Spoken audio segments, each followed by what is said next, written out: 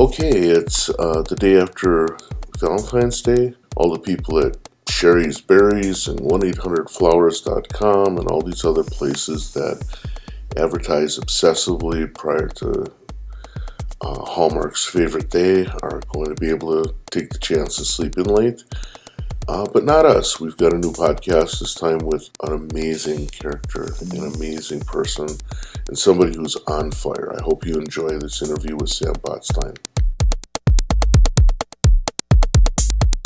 All right, today I have the pleasure of introducing somebody to you whose voice you've probably heard. If you listen to this podcast, I hope that you are also tuning into another podcast called The Distillery. It's run by Samuel Botstein, or as we like to call him, Sam. Apparently, those of us who listen to him in our head. Sam does a podcast called The Distillery. It's really focused on music makers in sort of the modular and analog electronic space. But recently, he's also done some interesting things. I met up with him at NAMM. It's where we kind of got the idea of getting him on the podcast. Ran into him at NAMM because he's also started a little modular company that's doing kind of an interesting thing that I'll let him talk about. So with that, let's say hi. Hey, Sam, how's it going? Hey, Darwin. It's going really well. How are you? I'm all right. It's that time of year, so I have a little frog in my throat. So if I cough a little bit extra, we'll just hope that I remember to edit it out. You are apparently really stinking busy. Based on what I saw at NAMM, you had a scary amount of stuff you're in the middle of. So why don't we kick this off by having you explain all the different things that you do? Excellent. So a lot of your listeners probably know me from hosting my own show called The Distillery. The Distillery is a music technology interview podcast. I'm embarrassed to say that I did not know about your podcast when I started it, and I might have tried harder to make it a little more different from it. But essentially, ultimately, I was aware of yet another podcast called Waveform City, hosted by our friend Bryce, and I just sort of thought, oh, man, I would be asking some different questions. So, ultimately, even, there are people that all three of us have spoken to on our own shows, and it's all different stuff, with not a lot of overlap. So the Distillery is really all about learning a little bit more about the people behind all the, nerdy music technology stuff we love, and also just figuring out what it takes to actually do all that stuff, whether it's making the gear or the music or, any behind the scenes stuff.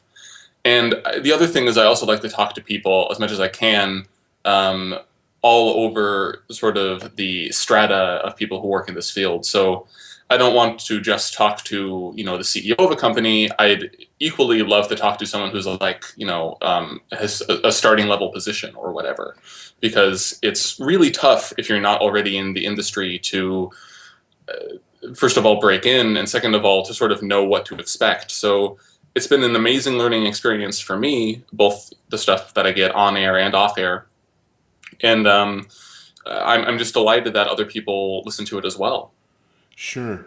So it's interesting that you talk about getting into the industry because while it has historically been difficult, it seems like there's no better time than the present. I can't remember a time since like the mid 80s where you could just kind of put on a hat and say, I'm in business, in the music business, in the music technology business.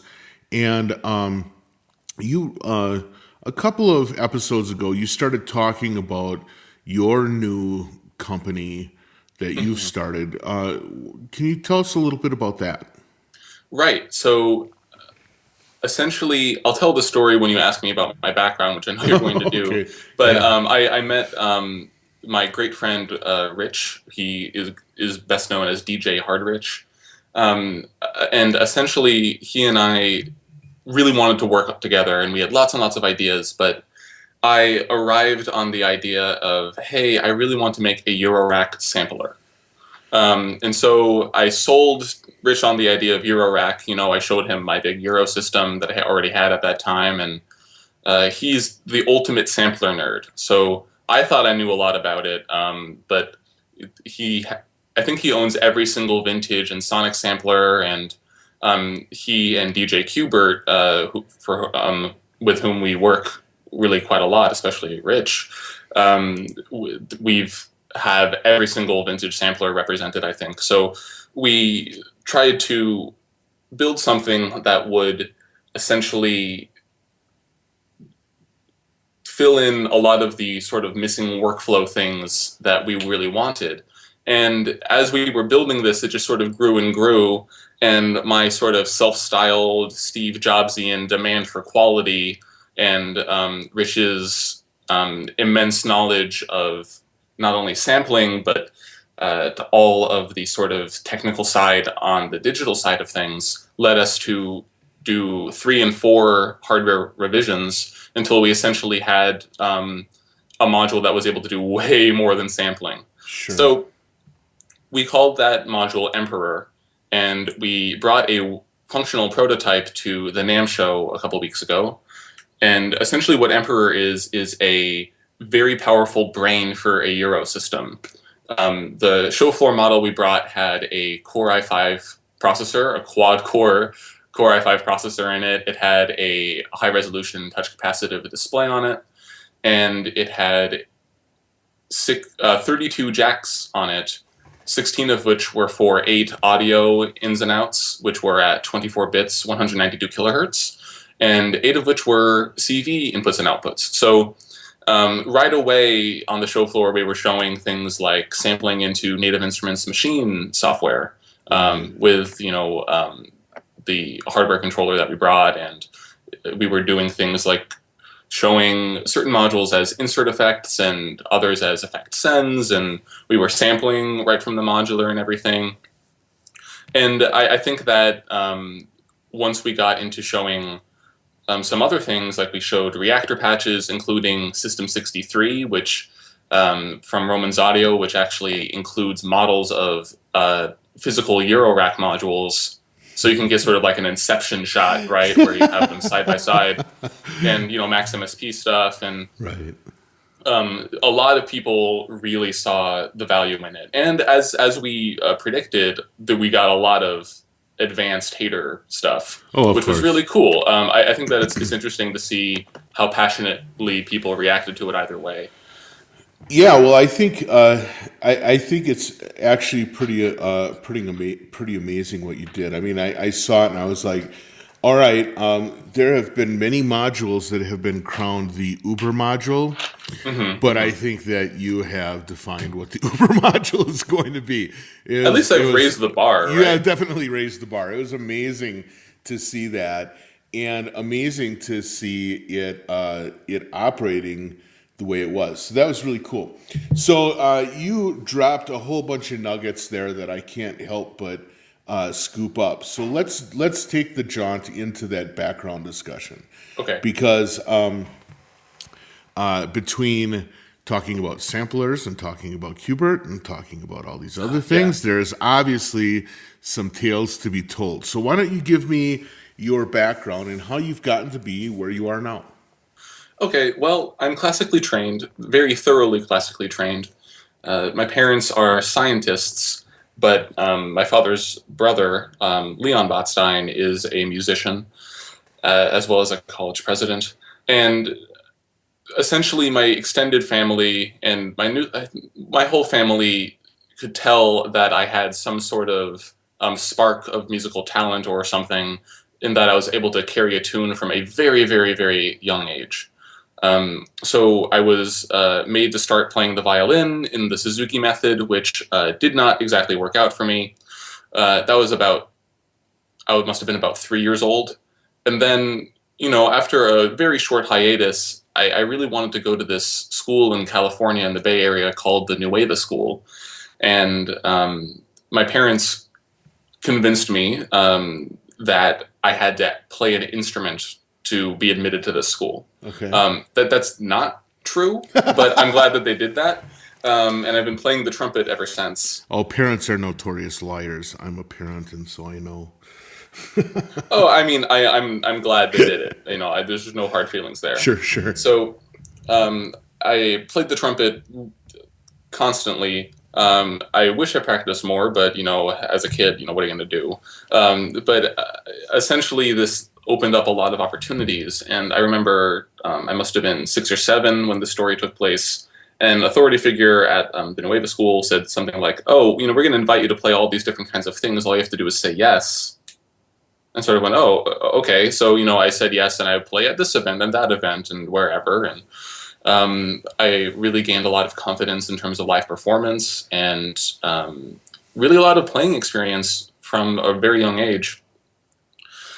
Eventually, we moved across the country. My father moved from Stanford to Princeton, so we moved to Princeton, New Jersey.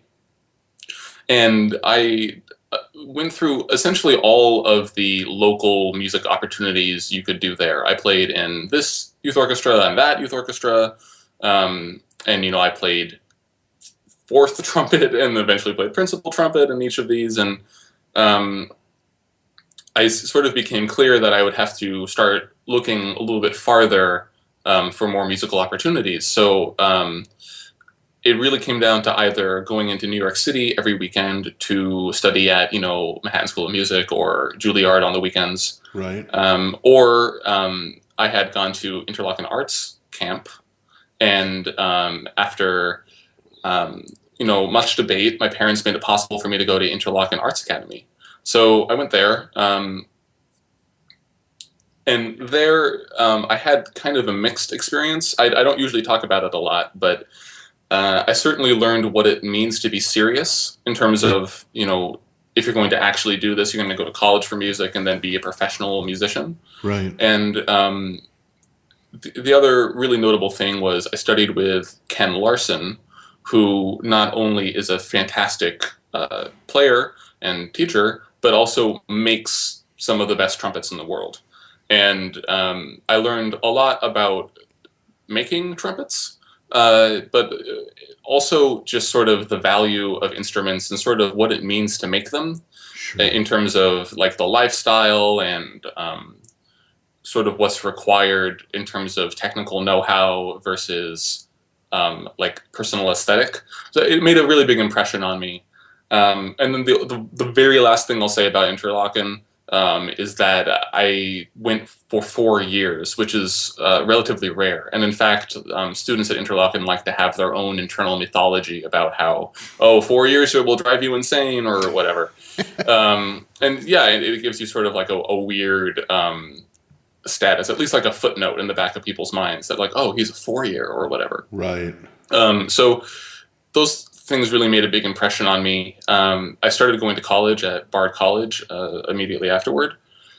There, a lot of things happened in close succession. So right before starting Bard, I attended the International Trumpet Seminar of the Center for Advanced Musical Study at Chosenvale, which it's really hard to explain what that actually is, but it's basically a meeting of the trumpet Illuminati. Okay. I can't explain it much better than that, but what I really learned there is that there's way more to do with the trumpet than the Midwestern pedagogical mafia would have you believe. I saw performances by Marcus Stockhausen, son of Karl Heinz, who really has an incredible approach to improvisational music and a very, very deep relationship, of course, with his father's music. I saw performances by people like Håkan Hardenberger and Mark Gould and people like this, and also people who were much more out than even Marcus, like right. Peter Evans, who's a sort of New York-based experimental jazz musician who plays a lot with electronics. Yes. And I also saw performances by people who specialize in what I would describe as extreme technique or extreme extended technique, like Paul Hübner played just impossible pieces where you're blowing into 2 trumpets at the same time and just all kinds of stuff.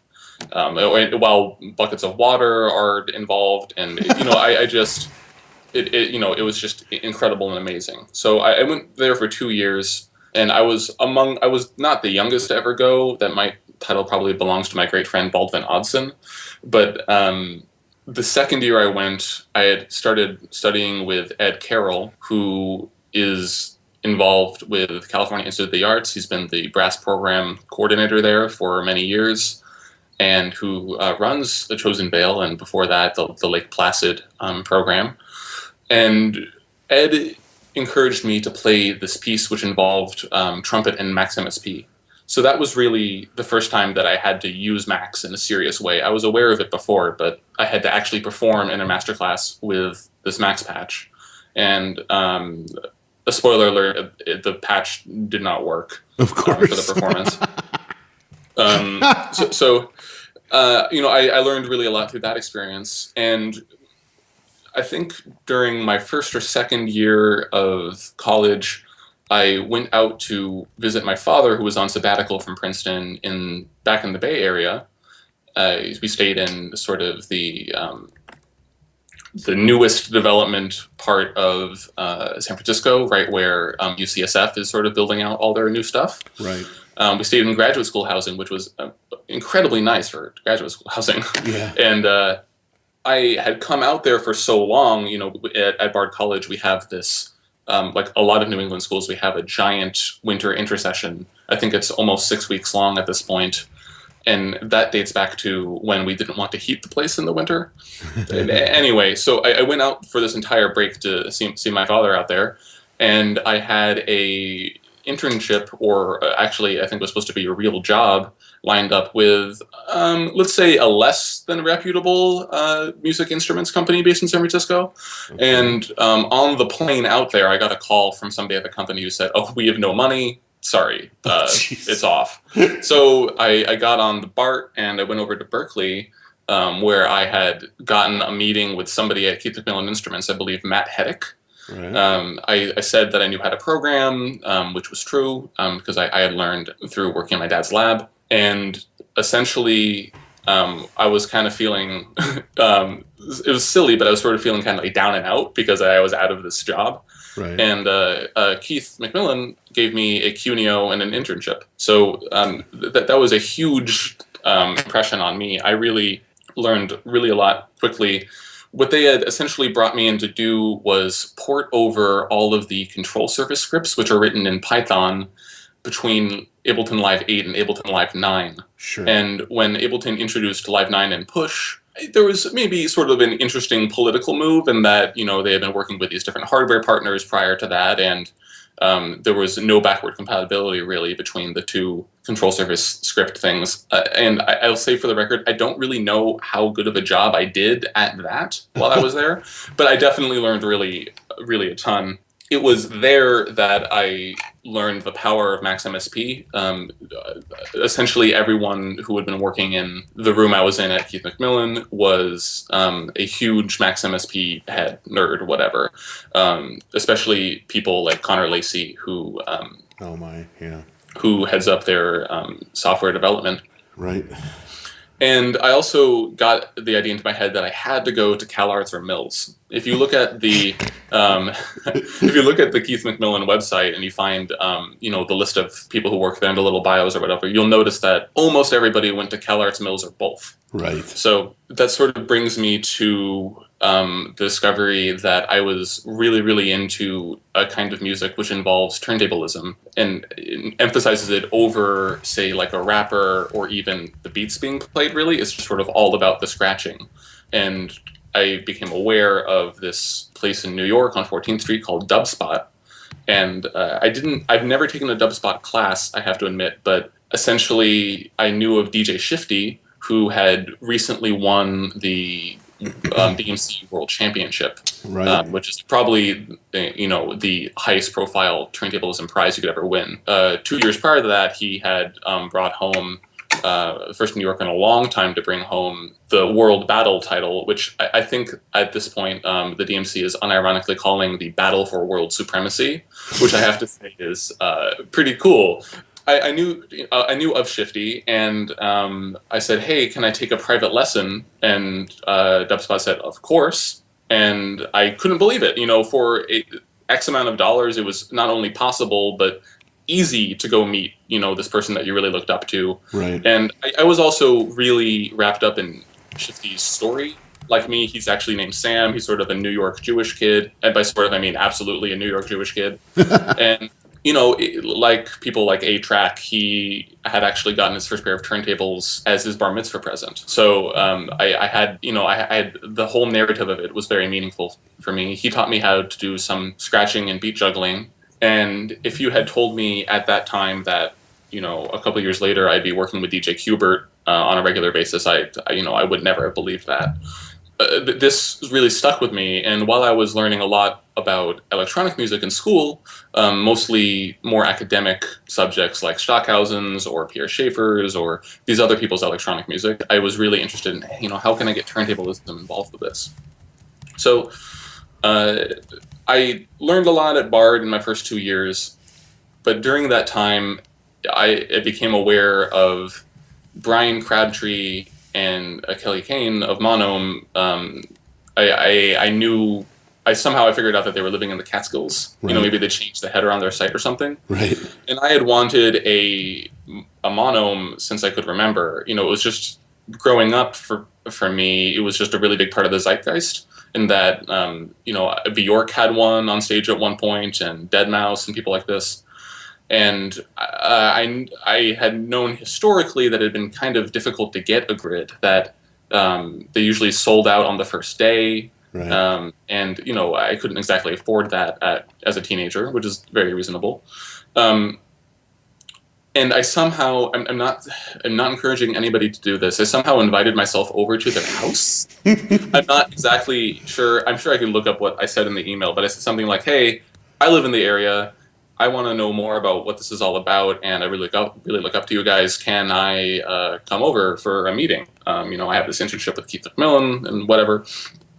And long story short, after much back and forth, because, you know, they have stuff to do, they're busy, I eventually went there, and it was one of, like, the best days of my life. I'm sure they'd be appalled to hear this, but I was absolutely captivated with everything Brian and Kelly said. And if you've ever been to their place, everything belongs in a design magazine. It looks exactly the way that you would think, you know, based on the look of the Monome stuff. And it was just like seeing 5, 10, 15 years into the future. You know, I had, by that point, a like quasi-encyclopedic knowledge of every controller everybody was selling at that time. Right. And just sort of see this beautiful workshop, which Brian had just completed for his barn. He showed me things like, at that point, they had figured out how to do sort of modular circuit boards, and that a 64 grid and a 128 grid. So essentially, a 128 grid was just two 64 grid boards put together. Right. And this really made a big impression on me in terms of, oh, you know, so this is how you make stuff, you know. If only I knew that they made like the highest quality, you know what I mean? I had no idea that theirs was by far, you know, the biggest thing ever. I sort of figured out, based on asking Brian about it, that all of the stuff I loved, like the APC 40 or the Novation Launchpad or whatever, was really a kind of like a ripoff of their grid idea. And a lot of these controllers really missed the point of the sort of decoupled nature of the device. And the other thing that really made a big impression on me there was they had things like a Teenage Engineering OP1 lying around and the beginnings of a Euro system, and actually spilled the beans, sort of showed me what would later become the Aleph. Right. And I was beyond mind blown. Right. I drove back with some of their eggs from their chickens, and I had a lot to think about. So, so before you go on, for those listening who think that the best opportunity to get a Monome grid is to call up Brian and Kelly and invite yourself over, I think at this point now, you'll be invited over, but you'll also be required to shovel goat shit for a day before you get to talk to anyone. So I'm just going to throw that warning out there. To be clear, they didn't give me a grid. They did give me eggs, though. It was much appreciated. They were absolutely delicious. I would later go back. I got invited to an event there in which I saw a lot of really interesting people play with different mono apps and controllers and things like that. My work with Keith McMillen actually turned into a actual job. I decided to go out to CalArts for a year. And again, I sort of talked myself into this. There is no exchange program between Bard College and California Institute of the Arts, and it is kind of weird to take a year abroad within the same country, you know? It was complicated to work out, but essentially I was able to spend a year at CalArts. I became the Keith McMillen product representative for Los Angeles, and I learned a ton through that experience, really met a lot of really interesting people. And around this time, not to be a downer on your podcast, but it is important, that was sort of a big turning point for me. It was I was diagnosed with cutaneous T-cell lymphoma, which is a super aggressive and rare form of cancer. And it might have been reasonable to take some time off of school or something. Maybe it would have been an overreaction, but I did not. So the reason I bring this up is through working at Keith McMillen and going to school at CalArts and doing some other work. I did like instructional videos and stuff at the time. On top of my radiation treatments, I sort of learned what it meant to work hard and to sort of manage time. And that's how I'm able to do so many different insane projects, because compared to that academic year at CalArts, it's like a walk in the park now. So that brings me to a year ago today. My friend from Chosen Vale, Trent Austin, was able to finagle me a NAMM badge. Shout out to Miel Adams of Adams Musical Instruments. And I was able to go to NAMM, which is an overwhelming experience just in and of itself, because trade shows are loud, but a trade show about music tech is just like guaranteed to be crazy loud and big, you know. Insanity, that's right. Insanity. And, you know, it's worth mentioning that at this point for my cancer treatment, I was on at least 6 different meds. So I think that I was just in a crazy state. But I made sure to go down to Hall E and see all of the cool synthesizer stuff, because at that point, that's where everything cool was, really, in Hall E. And at that point, I started a Euro system. And this is where I actually met Rich. So Rich had come out from Indiana. He'd been working at Thud Rumble, which is DJ Kubert's label and company. Right. And so I'll tell the story the way that I remember it, but I recently learned an important piece of information which really changes it. So maybe you can experience this with me. On the last day of the show, I think I went all 4 days, I was walking back to my car, and I ran into this guy who has a Thud Rumble hat and a Thud Rumble shirt, and his badge says Thud Rumble, and I went, whoa, you work for Thud? That's crazy. I had no idea that people worked for Thud. I thought it was just sort of another name for DJ Kubert. And he goes, oh, you work for Keith McMillen? That's so awesome. He's like, oh, we're working on cool turntables. I go, I'm working on this cool turntable. It has CV inputs, and you're able to do like through zero frequency modulation on the physical motion of the platter and stuff.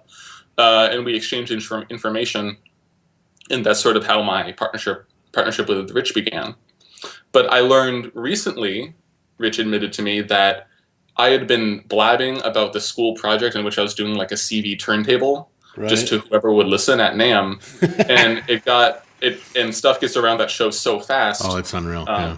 It's crazy. And I probably would have died if he had told me this, but you know, the 2 greatest scratch DJs of all time, D Styles and Kubert, had heard of my CV turntable before, you know, I had ever even thought that I might have met them at the show or whatever. Right. So Rich is just so good at following all this stuff that he hunted me down outside of the convention center to talk to me. So that he could bump into you. Yeah. Right. So, you know, I eventually finished up this crazy time at CalArts, which brings us up to, I guess, last summer. And, you know, after sort of taking care of some details that I hadn't been, I called up Rich, and we've been working together ever since. So that sort of takes us through all of the background stuff that we were doing, I definitely think that those experiences were really important to highlight because I think it's important to find your own way into this stuff. There isn't really any formula to go, I like to think that there is. People say, well, how do I learn more about this stuff? And I go, okay, sign up for muffwiggler.com, Right. But it really is more than that. I think that you have to do a lot of IRL, in real life meet space things to actually get there. I think that's true, and I think also the concept that there's no straight path through this stuff is really, really important. Now it's for people looking to sort of develop a career or develop a business or whatever. Mm-hmm. They look at people doing these different things and will come and say, how do I get a life or a business or a career like yours? And, it's like, you don't want to say, well, start off failing at Suzuki violin and then pick up the trumpet and then go to crazy Illuminati trumpet meetings while also becoming fascinated with turntablism, right? Well, you should become fascinated with turntablism and go to crazy trumpet Illuminati meetings. I will. Yeah, I have to admit that those both sound pretty awesome. Yeah. But now, one of the things I'm curious about, well, first of all, let's just talk about the elephant in the room here. So, this lymphoma diagnosis. How serious is it? I mean, is it something that you have under control? How worried should I be for you? Okay, well, because here's my gift to the podcast listeners. I did not know this. So. Oh, okay. Well, it's very serious. Non-Hodgkin's lymphoma of any type is, a pretty heavy diagnosis. It's certainly, life-threatening. And in terms of how under control do I have it, I'm not technically in remission, so I am undergoing chemotherapy right now. But, you can sort of tell from how I'm doing that my general health otherwise is great. You know what I mean? It's not like it's not like I have separate health issues. Right. So I'm not in any kind of like dire situation, but it is definitely something that I have to take really seriously, and I had to, take some lifestyle considerations into account. So I'm very careful about, for example, how much alcohol I use. And in the middle of the week, surrounding the day I do chemo and the day surrounding, I don't drink at all. But these are all really relatively minor things compared to the radiation that I had to go through at first. So it's fine. I'm going to live a long time, probably. There's no accounting for, getting hit by a bus or whatever. Right. But right. This isn't something where I have 10 days to live. I'm fine, but it is different. And typically people who have this disease are quite a bit older. So right. It's relatively unusual to have a 21-year-old CTCL patient. It's just something to take seriously. Please support the LLS, the Leukemia Lymphoma Society. I really appreciate everybody's support there. And I wish that we had a date and venue to promote right now, but our friends, Hard Rich and I and DJ Kubert and everybody are going to do, some LLS fundraiser shows soon, which I'll take this opportunity to plug. I bring it up not because I like to burden people with this information, but because it really made a huge difference in terms of my growing up and getting serious and stuff. Before that, I was really kind of going with the flow a little bit more, like, working for Keith McMillen, cool. And then after that, I really had to plan everything out because I just don't have as much flexibility, compared to the typical 21-year-old guy. It seems like at that point, then you no longer have the luxury of having a cavalier attitude about life. I think I can be overly cavalier about things still. Well, that's nice. Yeah, I think it's okay to have I don't know. I've always been kind of an intense kid, right. And my parents have always been kind of intense. They're not like chill or lackadaisical people necessarily. Sure. I just think that the way that I dealt with it was to thrust myself into doing way too much work. So, like, no, if you go to YouTube and you search for Sam Botstein or whatever, and you find some Maschine tutorial video, just know that I'm like strung out on chemotherapy while I'm trying to explain how to do polyrhythm or whatever. That there was really a lot of double tasking, and right. There was a lot of eating in the car, sitting on the 405. To be honest, like a lot of that year was spent sitting on the 405. Let's move on from that. I Okay. appreciate you taking it head on and Sure. filling us in. Oh, sure. Yeah. So I have to tell you that I'm blown away that your interaction with Rich is a year old, because I listened to the Distillery interview that you did with them. Mm-hmm. I would have guessed that you guys had become friends like in middle school. It has that kind of tenor to it. It has a tenor of like people who are incredibly comfortable with each other's background. Oh, that's so funny to hear, because between meeting at NAMM and that podcast recording, Rich and I had essentially zero interaction.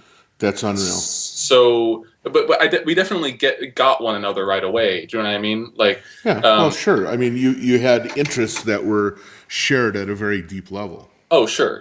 And, you know, the other thing is that I really respond well to people who are kind of living something. Right. So, it seems to me that, you know, Brian and Kelly of MonoM are really living their whole thing. You know what I mean? That it's an all-encompassing kind of deal. I mean, right. Maybe they don't think that and don't appreciate that I think that. But I think that they absolutely appreciate that. Yeah, you know, I don't want to speak for people, but Rich is definitely living this turntablism thing. So, you know, right now he's probably at work at Thud Rumble, and then, you know, he'll probably go to bed for briefly before getting up at around midnight to go make beats with DJ Qbert from like midnight until 8, and then at 9 a.m. he starts over again. You know, it's pretty clear that he's all in on this stuff. And I really respect that kind of thing. I've always had an issue with people who are like, oh, I think I can do what you do because I own a guitar. You know, it's not the same thing. And at Interlochen, you know, and still now, you know, I'm still in school, right? And I definitely have a respect. I should probably just tell these people that I respect them. But these people who, you know, practice 6-7 hours a day or whatever, I understand what they're doing. It's their life, you know, and I think that Rich and I sort of understood that on a certain level. I definitely saw that, you know, I at some point in my adolescence, I tried to make some iPhone apps and stuff, and none of them were really a success, but Rich makes all these different apps for Thud Rumble. And so he had succeeded where I had failed. And it was so clear that he was on like a whole nother level in terms of programming and the digital side of things. Right. And he sort of knew that through the distillery and my various like modular adventures that I had, you know, some sort of respect among people in the analog community that were like, oh, we should bring these two things together. Mm-hmm. So that's probably the energy that you're hearing on that podcast. And apparently, because I'll tell you, in some cases, when listening to that, I was like, dude, you don't have to pretend to not know him. I know that he's your like grade school buddy. No. I mean, that's how it felt. Yeah, I'm hearing all of that stuff for the first time. Okay. Yeah. Well, it's interesting because I think what you certainly did find is you found a good partner for you, because the comfort that just exudes from that conversation is really is like visceral. It was really interesting. Let's talk a little bit about the development of you said it's it the Empire? Emperor. Okay. Yeah. The Emperor module. I guess I would consider like a product line centered around Emperor. I would call that Empire. Empire, right? Yeah, something like that. Empire line. Yeah. So what you've basically done is you've put a compute module together at sort of like the highest level. That could not have been easy. Yeah. So I want to emphasize that the hardware revision that was seen at the NAMM show was put together in about 3 weeks. That's not a lot of development at all. We were working really hard. I don't know that we could have worked any harder on it. But leading up to that, we had some interesting ideas. We found a board that would probably be able to do all the sampling things we wanted to do, but sort of our energy led us to revise. My ideas for the sampling were not really lining up with everything that Rich wanted to do for the sampling, and Rich's ideas are probably a lot better, to be honest. What I really wanted was, because I use Eurorack, I had really gotten this idea into my head that we need a sort of automated deep sampling module. Yes. Which would allow you to for example, patch up a synth voice or something that's a loop or whatever, and then sample it across the entire keyboard range, and then go through another dimension of, in MIDI, that would be like a CC or a velocity or something. But in modular, you could just say control voltage and then just fill that in through however much resolution you want, and so forth and so forth. Or even you could just sort of let it have an algorithm and just leave it patched up for however long you wanted, and it would just keep building a sample library of like round robin layers and different resolution, and fill in the holes until, it was more and more complete, just as long as you left it up.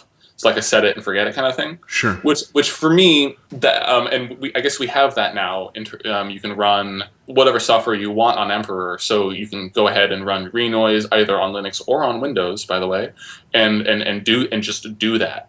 Rich totally knew what I meant, because he's a huge EPS 16 plus and ASR 10 head, which does exactly that. So you can plug in, say, like a Minimoog or something, that has MIDI. Yeah. And it'll just sample it deeply, whatever. I see.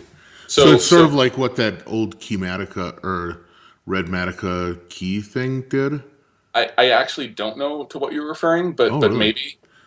Anyway, for me, this would completely change patching and also the kind of size of system I needed. Right. Because you would be able to do things where... By the way, I'm not trying to suggest that this kind of sampling would replace tracking out whatever you wrote on your sequencers, of course whatever. Not. But like, you track out whatever you want, and then you leave the patch up, and then you can come back at it for a remix, or I don't know, whatever. You would have like a personal library of all your patches, at least in audio form. Well, I think that what that is it's kind of an interesting use of sampling that I think isn't done often enough. And that's the ability to sort of like deal with massive complexity using sampling as a tool. And where I used to see this a lot was people doing really significant, whether it's turntablist moves or significant other stuff, and doing real-time sampling into an MPC. Sure. Right? Because then... you could take that now, what was this complex physical movement that was based on a certain record on a table at a certain speed. Sure. You capture that frees you up to do another thing while that sound is still available. You increase the access to complexity without necessarily having to have a more complex system. Oh, yeah, okay, sure. So in terms of like a Eurorack modular, which a lot of your listeners probably are into, you could have X number of modules, so you could leave up that patch and then sample it and then take it down, but leave it going, you know what I mean, and then use all those modules for other things. Right.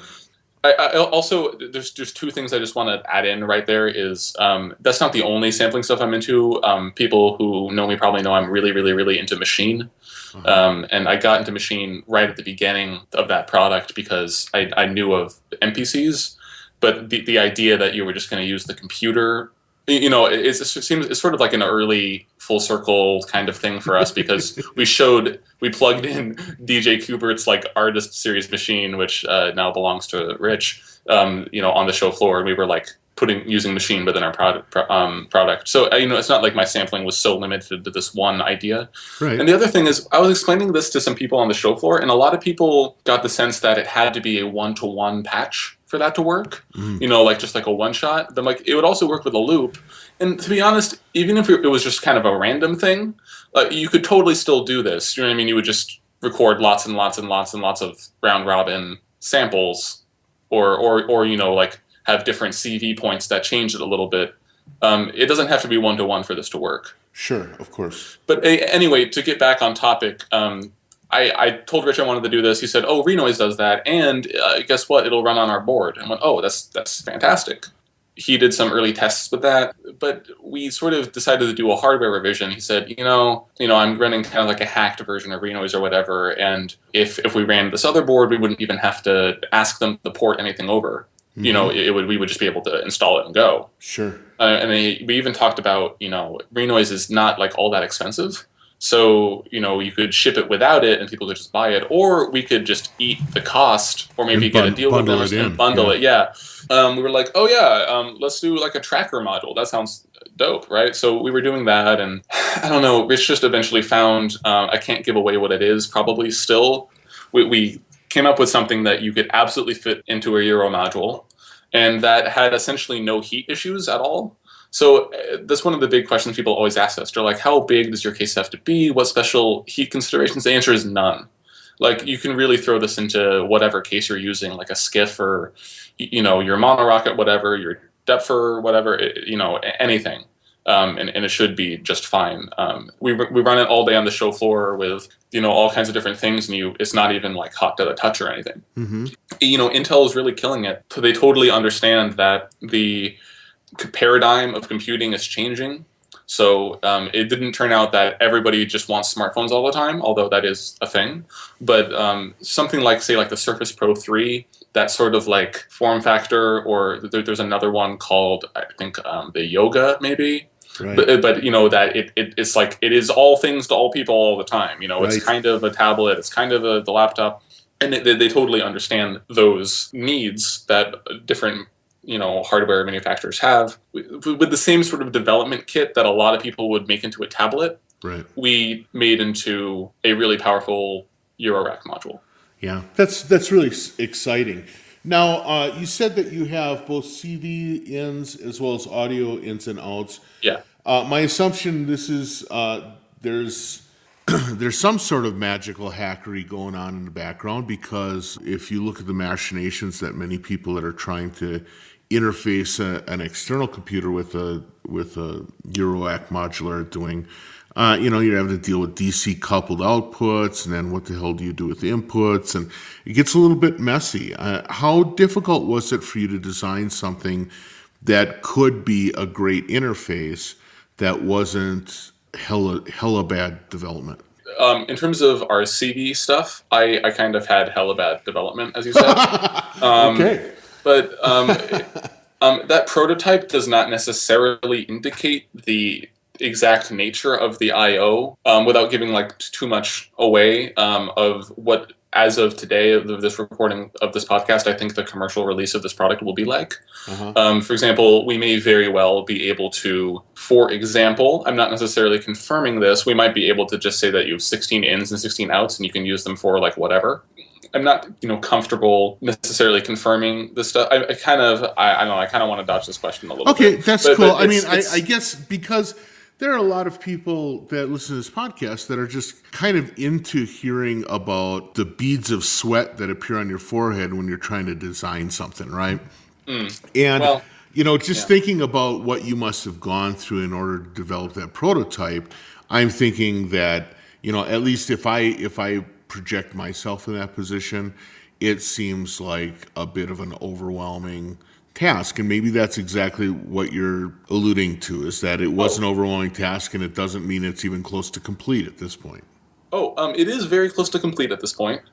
In laying it out, I really did not want to label this as, this is your gate out and this is your, pitch in. I didn't want to do any of that, because that's not really what I'm all about. If you've looked at some of my influences in terms of interface, like people like the Mono or Keith McMillen, there's not a lot of like legibility on that stuff. Right. And in fact, on Mono stuff, there is no legibility at all, typically. Right. So on anybody's grade, it doesn't even say Mono anywhere, or like a serial number or anything, right? Right. So and I'm kind of into that. We might just label them like, these are all your inputs and these are all your outputs, but we're going to make them all configurable in software on the touch interface, so to really allow you to do whatever you want. I also definitely want to emphasize OSC over MIDI. Okay. There's no reason within our product that you have to use MIDI. We'll let you, in your DAW or whatever. Why limit yourself that way? I'm just not as big of a fan as some other people are. And that has to do with my being 21, probably, that I just don't have as much MIDI stuff as some other people do. Mm-hmm. And it's just like, if we're going to open Eurorack format where, for example, in the mono modules, you're going to patch with, USB cables, and if you're going to have full-on computers in there, why limit yourself to MIDI for any reason, right? Sure. So, in fact, I've seen people online on forums or Facebook or whatever shout about, like, I wish at least Monum would label the different sections of pads different things. And, like, I can't even take that seriously. Like, it just misses the boat entirely. So we're going to try to make our design language very clear. We're just trying to figure out right now on the business side of things, not necessarily really on the technical side, because that's, for all practical purposes, very close to being finished. Okay. We're trying to figure out how to release the highest quality product as soon as possible, such that we can make enough to meet demand and things like that. A lot of other people that you've spoken to on this podcast, and you yourself, will attest that that's a completely different game or task than just making it work, right? Right, absolutely. For example, for the show, we had a 3D printed panel. Shout out to Mitch Gurewitz for 3D printing our panel for us. And that panel was printed the Friday before the NAMM show. And I wired everything to the panel and soldered it together at the Thud office, practically, 10 feet away from Hubert's turntables or whatever, the night before we had to leave. So, what I really liked about our booth at the NAMM show was, first of all, the fact that there's a Muff Wiggler booth to support all of these small manufacturers and people who are just starting out, like Rich and me and whatever, is super exciting. And to sort of unite everybody either under this big Schneider's Lawton, Analog Haven, WMD booth, or the Muff Wiggler booth is really exciting. I really just liked the number of people who saw, oh my God, that module is running Razor or Max MSP or Reactor or Maschine, and just got it. Right. Right. That was really what we wanted, and the NAMM show and the people who came by the booth really delivered on all that stuff. And I have to give shout outs to people like Bitwig, who on the plane finished a build that had a multi-touch interface that we were able to show. So that's really amazing. That's awesome. Yeah. And to people like Output in Hollywood. I had been working with them for a while, and we said, hey, please come downstairs. We'll show you our module running Rev. And they went, what? And that's been just really a positive thing, that a lot of people really get the potential of what it is. And to be honest, I'll say what I said to almost everybody on the show floor, that a lot of us, probably including you, Darwin, perform out with a Euro system and use the computer for one specific thing. Right. Oh, I run this one max patch, or I just multi-track my performance, or I have a backing track, or so whatever. And this is way more than capable of filling that, whatever that one purpose is. Right. Well, I think, too, that people underestimate the value of having the tools in the case with the rest of the Eurorack. So a really good example in my case is I have one of the O'Toole oscilloscopes. Okay. I also have an oscilloscope. I have a really nice oscilloscope. There's something about having the O'Toole I have one of the little tip-top fold-up cases, right? Mm-hmm. So space is at a premium, but there's something about having the oscilloscope built in there, part of every patch. It becomes a real part of my performance system in a way that an external device just can't. I actually use it to pay attention. Oh, am I distorting? Am I approaching levels that are going to be distorting? Is that an interesting looking animation of the waveform? Things like that. It sort of helps me reinforce what I'm hearing by giving me something to watch as well, which in performance land is really important. Similarly, I think that what you're doing here provides a similar option, but kind of on a grander scale. So as you suggest, I perform oftentimes using a big max patch. In that case, the question is, well, how bad, first of all, is it going to irritate the audience that I'm using a laptop? Are they going to assume that I'm just dialing in the performance? To what level can I use it, or can I use it lid closed version? So like that, It just gets messy, right? And the fact of the matter is, I'm not doing laptop performance. I'm really doing modular performance. But the laptop open implies something to people in the same way that walking on stage with a guitar sort of implies something, right? Mm-hmm. And I don't necessarily always like that implication. So the other nice thing is having something like your Emperor put in a rack allows me to avoid the implications of that, which seems pretty smart and pretty useful to me as a performer. Yeah, I figured that you might bring this up. I think that the ability to consolidate your performance setup is important. I know that I have performed with some ridiculously huge setups in the past, and I thoroughly enjoyed it, and kind of don't necessarily fetishize bringing such a small thing to perform on. But I will say that, like a lot of people, I've had to, for some reason, I think United changed the rules for what you could carry on, like how big it was. Right. I bought like a really small flight case. I think it was just like a 6U by 104 HP. Shout out to Elite Cases. I really enjoyed it. I put, and I didn't necessarily fall into the trap of putting small modules in there. Right. I put one of the biggest Euro modules. I have a QMMF4 from Schwayman that I threw in there, and I really enjoyed that experience. But with Emperor, one of the things that we can deliver on is that you can put your whole performance thing in at least the same box. Yeah. So maybe you're like me and you show up to a gig with a Monorocket Lexington 2, which for those who don't know is 150 HP by 12U. This is a really big box, right? But you can fit a lot of Euro modules into that box. I definitely think that people are going to enjoy it for performance situations. And I was talking to some people about this sampling thing. I have sort of mixed feelings about the whole sample library sales deal. I've done some of that stuff in the past and will probably continue to do it, and I think it is nice. You know what I mean? Like I certainly appreciate all the sample packs that have been sent over the years or that I've bought.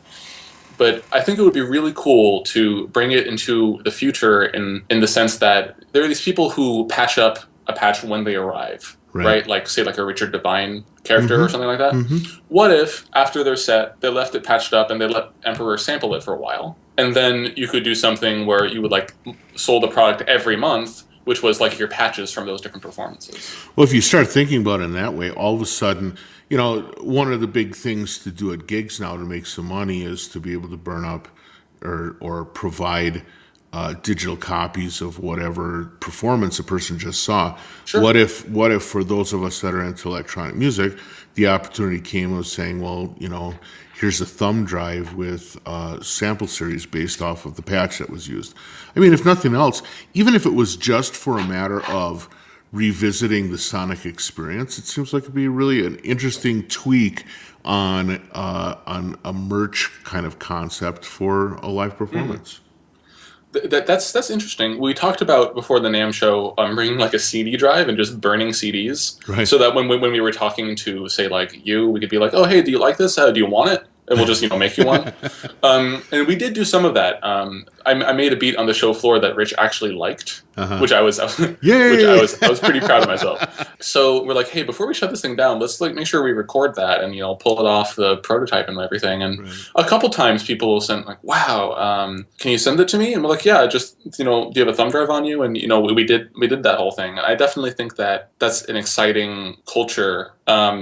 Another thing lined up for us, we went to a not very good show, which was hosted by a group that trades Serato vinyl. And we're really into the idea of taking that into the future where you're trading records or something that's like a physical thing that you have to meet up with somebody to trade. Right. That does more than, say, like a Serato record. So without giving away too much of our end game, I definitely think that's going to make synth meets a lot more fun, and that you have a reason to go beyond seeing the performances, beyond seeing the new toys, beyond hanging out with your friends. There's actually like another piece of business or something that you want to get done there. I'm excited about this different performance paradigm. To sort of talk about what I'm thinking, maybe this is getting a little off the rails for your podcast, but I'm a big fan of Drip.fm. If people don't know, you can go subscribe to a record label, and then all of their releases just sort of show up in your Dropbox. Right. It's really nice, especially if you're like a DJ or something, and say like you're a drum and bass DJ. They'd be able to subscribe to like Hospital Records and just have all that new stuff whenever it comes out for like $10 a month is really cool. And so some artists have started their own drips which I'm a little less on board with.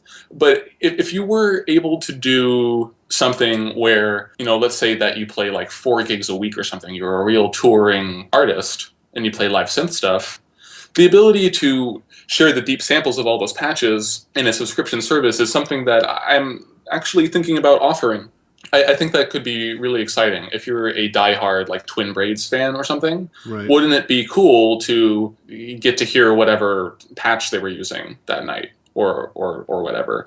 I think that there's a real opportunity for growth there, and I think that people are ready for different ways to consume music.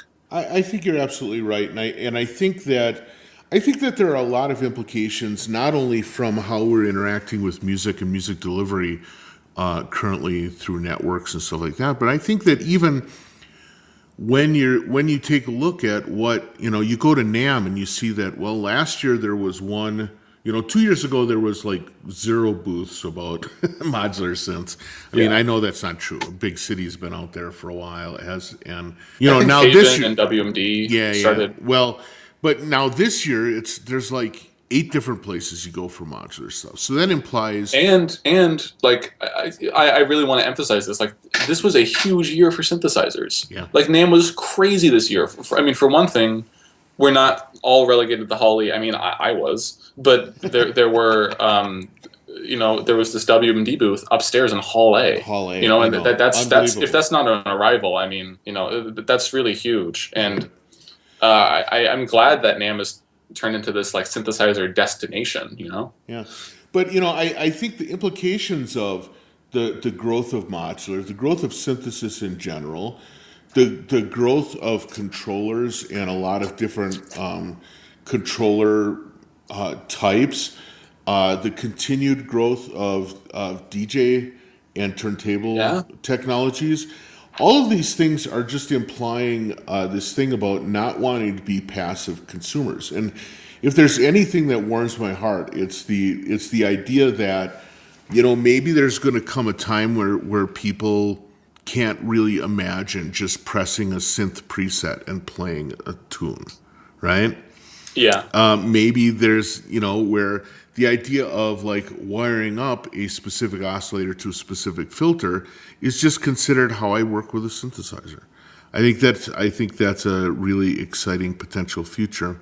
But in any case, I think there's implications with all this stuff that there's a really exciting future. And it seems like what is the name of your company? I forgot it. It was on the tip of my head. We're calling ourselves Tipsy Circuits. We might be called something else soon. Okay. But at the time of this podcast, we're still going strong, calling ourselves Tipsy Circuits. All right. Well, that's a good one. I like it. Well, I mean, I was going to debut Tipsy Circuits a while ago. So if you have a company named Tipsy Circuits, it makes more sense to call your podcast The Distillery. Right. You know what I mean? It was going to be all more like thoroughly themed. Oh, sure. But yeah, we're called Tipsy Circuits. We should have a website up soon with some more information. At the very least, you can follow us on Twitter. I'm at Botstein, and Rich is at DJ Hardrich. And we're also over on Instagram as well. He's also, again, DJ Hardrich, and I'm Sam Botstein. I don't know who was Botstein on. But yeah, you can look for us there. We also have a Tipsy Circuits Twitter and Instagram account that you can follow. All right. Well, again, it seems like you're really on the blazing edge of this stuff. I'm really excited to see. Do you have any kind of feel for when people might be able to get their hands on Emperors? Soon. That's a great. Well, what's nice about that is no matter how far in the future people are listening to this podcast, it still is a possible future. So there you go. I'm really looking forward to seeing it in action. I'm looking forward to getting my hands on one. But in general, I am just really excited to catch up with you, to kind of hear some of your feelings about the future. It seems like you've got a head full of stuff that you want to accomplish. And I think it's safe to say that everybody out there is hoping you succeed, because it sounds like some really exciting stuff. Thanks, Darwin. This is really nice. Well, and with that, I'm going to allow you to get on with your day. Thanks for your time. I really appreciate it. Absolutely. It was an honor. All right. Catch you later.